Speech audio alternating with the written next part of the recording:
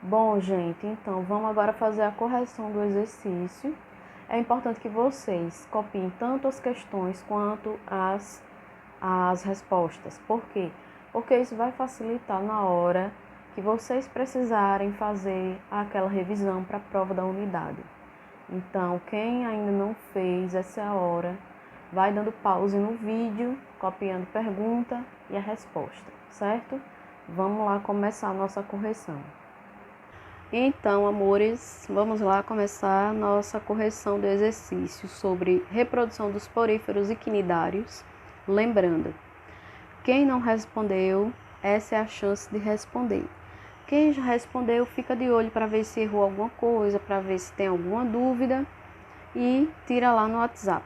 Vamos lá? Primeira questão. Com base na videoaula e em pesquisas na internet, responda: quais são as principais características dos poríferos? E aí, quais são? Eu coloquei aqui mais de duas, mais de três. Vamos lá. Primeira de todas, possuem poros em todo o seu corpo, por isso que eles são chamados de poríferos, né? Porque todo o corpo dos poríferos é repleto de poros, por onde a água entra para que ele possa se alimentar e absorver os nutrientes dele. São conhecidos como as esponjas do mar. Por quê?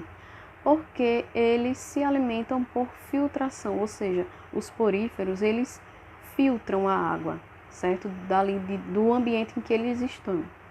São animais sésseis. O que significa ser um animal séssil? Significa que ele passa a vida inteira sem se locomover. Ele fica fixo em alguma superfície, em algum substrato marinho ou de água doce, e ali ele passa a vida inteira. Ele cresce, ele se desenvolve, ele reproduz e ele morre. Se alimentam por filtração, né, de pequenas partículas orgânicas que entram ali pelos poros na água, onde ele está. Por exemplo, um porífero que é marinho. Ele fica lá no cantinho dele, imóvel, por ser um animal séssil, e ele possui células que conseguem absorver a água do mar.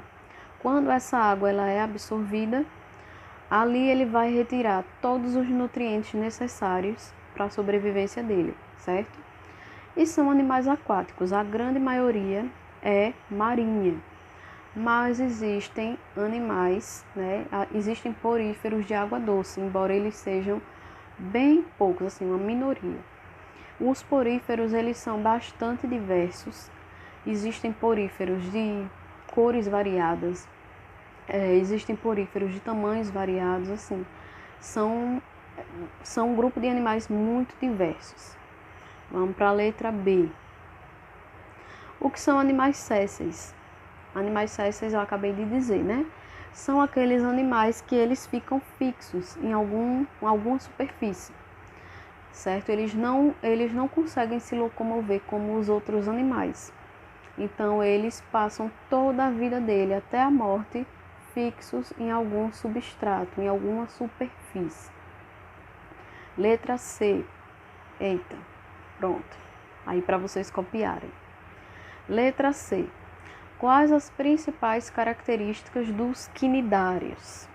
Então, os quinidários, eles são as medusas, as águas-vivas, as caravelas, as anêmonas do mar, por exemplo. São animais que vivem em colônias.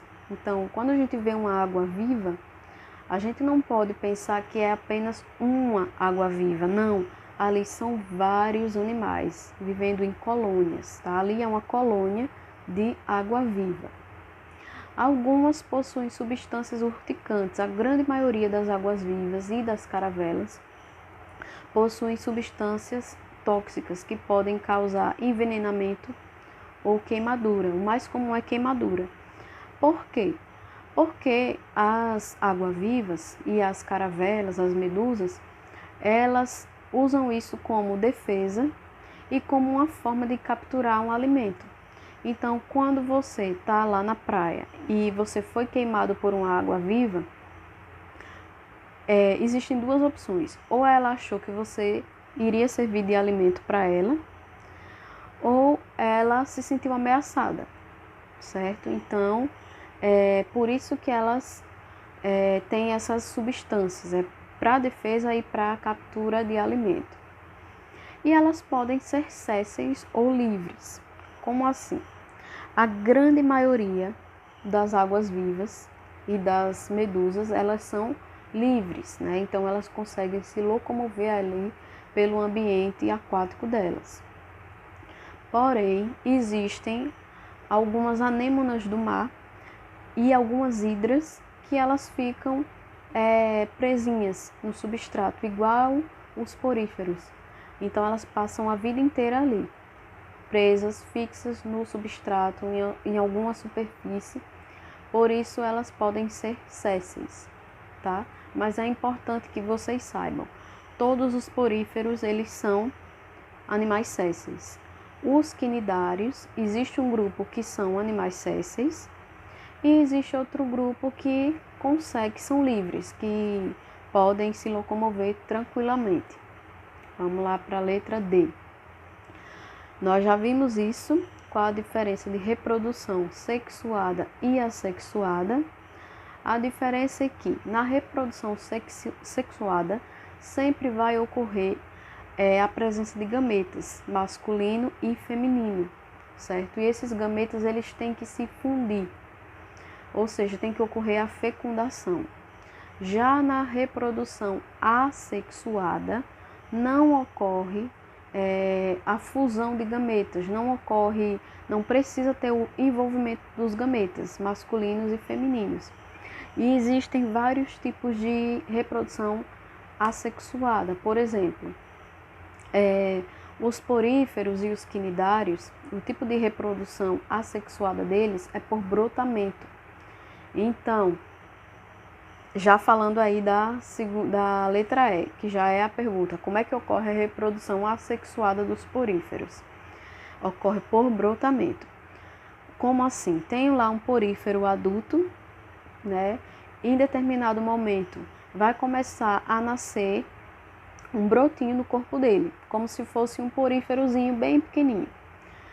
Esse poríferozinho que está nascendo do corpo dele, como se fosse um brotinho dele, ele vai em um momento se desprender do corpo desse porífero adulto e vai se fixar em algum substrato, em alguma superfície ali próxima. E ali, quando ele se fixa, ele vai se desenvolvendo até a vida adulta dele, tá? Então, esse tipo de reprodução não exige a presença de gametas, nem masculino nem feminino.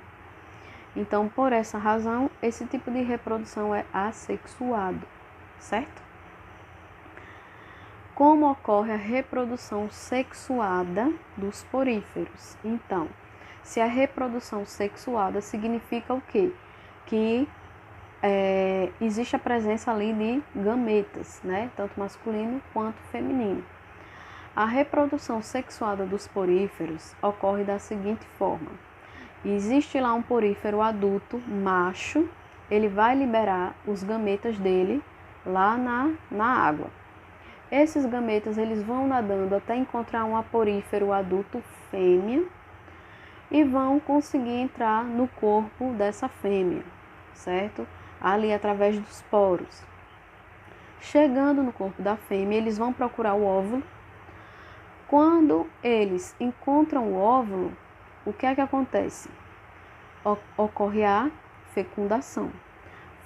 Após a fecundação, formação de zigoto. Esse zigoto, ele vai se desenvolver e vai ser retirado do corpo da fêmea.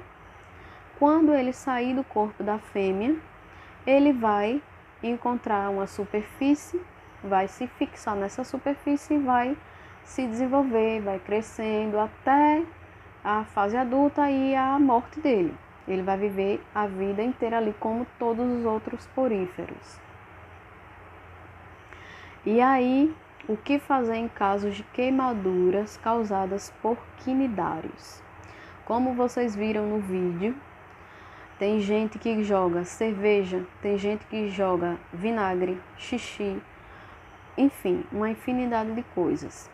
levou queimadura de água-viva ou de caravela, né, ou de alguma outra medusa, o que é importante?